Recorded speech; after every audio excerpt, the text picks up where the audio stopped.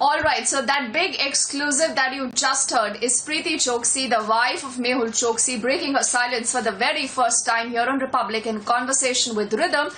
And she says that Mehul Choksi is a victim. We'll have to see how that story literally pans out. As I say, good evening to our entire panel of guests that is joining us on this edition of the news. And remember, it's already close to about 6:12. Less than 20 minutes to go, because sharp at 6:30 is when we are given to understand that the court complex, this is the Eastern Caribbean Supreme Court. You actually do see images of that playing out on our screens also for you. We'll also, remember, keep getting you live coverage from our two reporters who right now are at the court. One is also at the hospital where Mehul Choksi has been stationed for the last few days. Amitabh Sinha is a leader of the BJP and a senior lawyer of the Supreme Court, along with Desh Ratan Nigam, who's an advocate and a political analyst. We also have Ranjit Kumar, who's a senior advocate from the Supreme Court, who's joining us right now on the broadcast. A very good evening to all of you, gentlemen. And I want to take this first to Mr. Ranjit Kumar. Mr. Ranjit Kumar, sir, when you look at everything that has happened so far in the case, now the wife is speaking and she says that he's a victim. But the first question then that comes to mind is that if he's a victim, if the family and the wife believes that he's been unfairly targeted, why did this man run away from the country? Well, as you rightly say, a person who is fleeing from justice today, he has flown out of justice from the territory of India. He has committed crimes in India for which he required to be tried. There is a procedure prescribed in the Criminal Procedure Code for such trials, and therefore he must be tried by the Indian courts. That is one. Merely because he has sought to give up his citizenship, or merely because he has bought a citizenship, if I may use that expression, in a foreign country, and whichever that may be, it appears it is in Antigua, he may have bought a citizenship because of his investment or spending money. That does not take him out of a crime. He has committed a crime, he is answerable to a court. If he thinks he has not committed a crime, then he can very well come forward and defend himself. Why doesn't he come forward and defend himself? If he is so clean, has he ever produced anything anywhere to show that he is not guilty, or he is not to be tried, or he has not committed any default, or he has not committed any crime? Has he come forward? Merely by making a statement that no, I have not done nothing. You are fleeing from justice. An absconder is supposed to be known as a person who is fleeing from justice. You are running away. Why? If you have something to show, come and appear before the court, show what you have, and you'll get bail, you get yourself tried out. You think that I am going to be in jail, I will be caught and put in jail behind bars, I'll be able to do nothing. That's a wrong way of treating the law.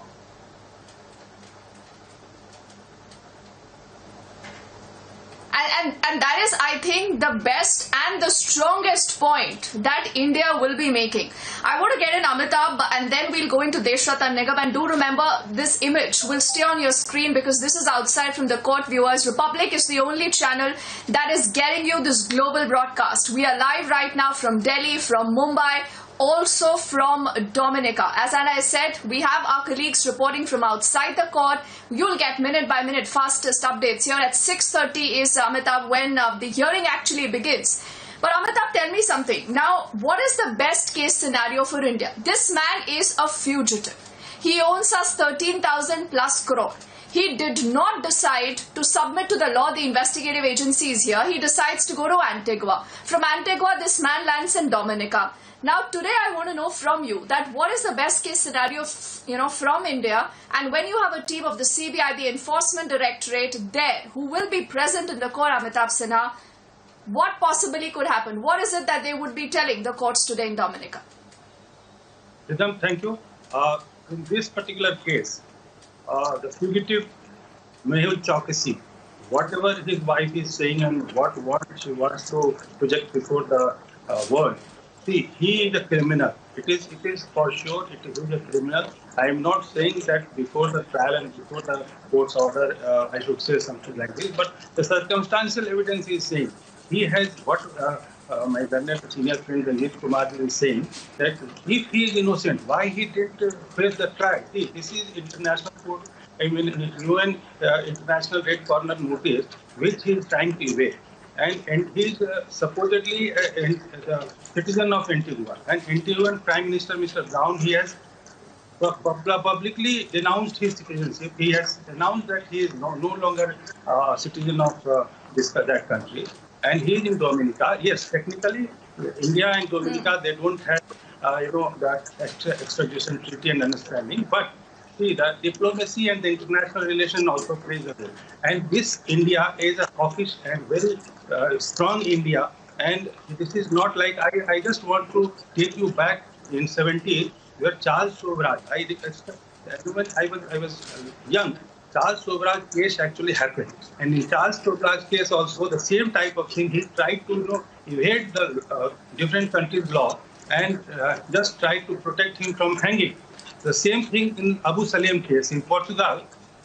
He used such type of tactics. But in this case, Mehul Choksi is now caught because he's trying to use this Delhi University type of student politics. He state managed his so-called abduction in Dominica, and his lawyer, I have heard, that was taking that plea that he left his passport and the bruises, etc. has happened. All these things are actually absurd argument, and Dominican government has a very clear understanding about the international law, international, red corner notice. So I am fully sure that Indian authorities are also there. They are pushing the case in the best manner, as a strong Indian strong Indian government manner, and he will be deported. That for sure, I am confident.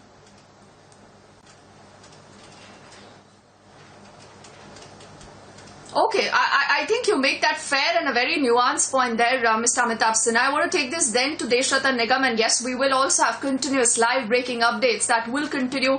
Again and again, I tell our viewers, we are just about 10 to 11 minutes away from where the hearing begins in the court in Dominica. It's close to about 6:20. 6:30 is where that hearing begins. Trust Republic to keep you ahead on this big story. Now, Mr. Nigam, why is this man so important for the country?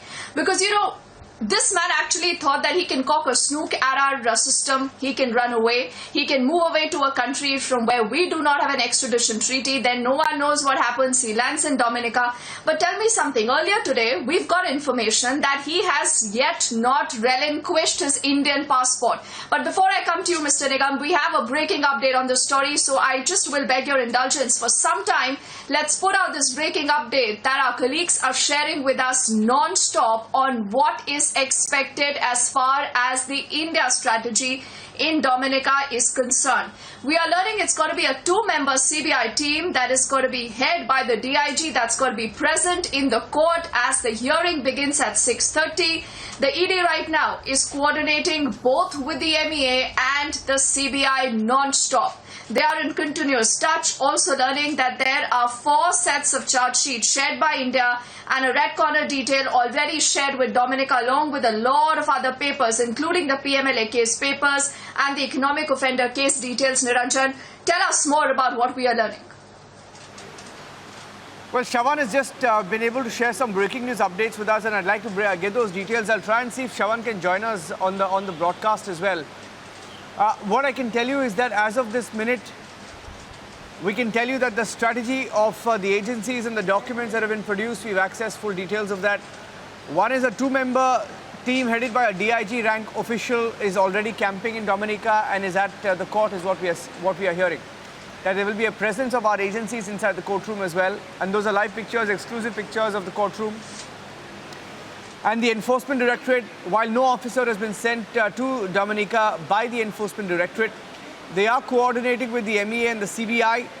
Relevant case papers have been shared, and we're also hearing that following documents have been shared with the authorities in Dominica, at least 7 different documents. 1 set of 4 charge sheets and supplementary charge sheet shared with Dominican authorities. 2, red corner notice or the communique with the Interpol to seek extradition.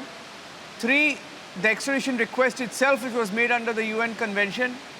4, the order of the lower court of Antigua and Barbuda allowing extradition. 5, a petition in High Court by Antigua for cancellation of his citizenship. 6, communication with Antigua and Barbuda on cancellation of his citizenship, which was acquired illegally. And 7, PMLA case papers, that is declaration of Choksi as an economic offender. Now, these are the details which have been shared with Dominican authorities, and that's a breaking news update that we're getting here on Republic. Shravan getting us those details, and I'd like to go across to Shravan as well. Let me see if Rhonda and Andrea are also joining us live. I'm trying to see if I can get them live. Rhonda and Andrea, I'm trying to see if they're joining us live. Rhonda, Andrea outside the court. And we will also know if Ronalda is actually inside the courtroom right now. So we have 3 reporters in Dominica. Ronalda Luke, who was at the court, is right now inside the courtroom. Rhonda is outside the court, and Andrea is also outside the court. So we'll get them live as well in front of the camera now, because people have started to gather. Court officials have begun to gather, and we're also getting visuals from the the hospital, the Dominica China Friendship Hospital, where Mehul Choksi is currently placed. So we'll play those visuals as well. And before we do that, I'm just handing it back to you for now as we try and get them live. For now, Deepthi, I think we have some panelists with us. I'd like you to just hold this for us as we try and build up and get some more details from inside the courtroom happening anytime now. All right, we're doing that exactly, Niranjan. So Niranjan there filling us in with what we know about the India strategy. Mr. Nigam, apologies, I just had to cut you short, sir. But I want to understand from you that this man possibly has not relinquished his Indian passport yet. Now, India does not promote dual citizenship. What really does that mean for him? Could this actually help India in the entire case? What is your reading, sir? Deepthi, one thing is very clear in this entire episode, that once a person takes a citizenship of any other country, he relinquishes his citizenship of the country from which the person has, escaped. However, there are certain formalities that have to be done, like surrendering a passport in the nearest embassy or the High Commission.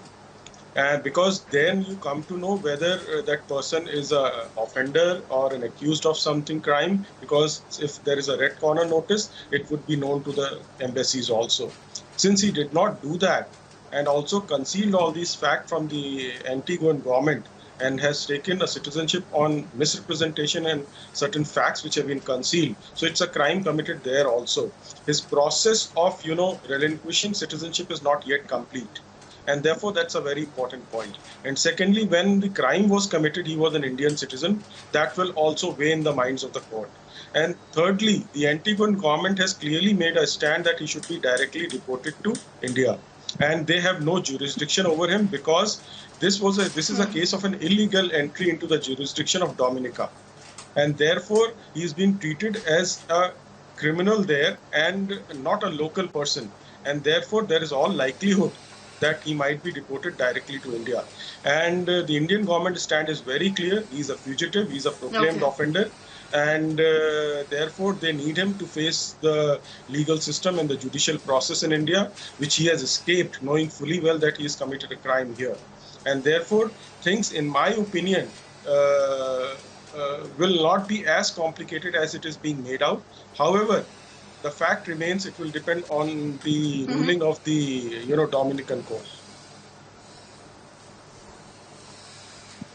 All right, gentlemen, just 5 more minutes to go. The hearing will begin. Republic is back on the other side with non-stop live updates. Do not go anywhere.